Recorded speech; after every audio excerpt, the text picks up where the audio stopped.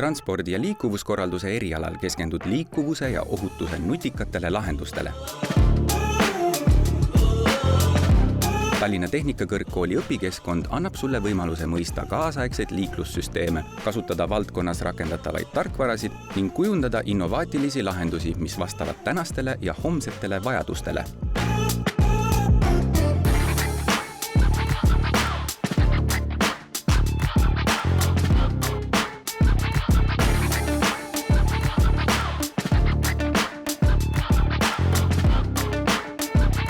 Erialane praktika võimaldab sul analüüsida liiklusvoogusid, planeerida ohutut liikluskeskkonda ja osaleda projektides, mis muudavad inimeste igapäevast liikumist paremaks.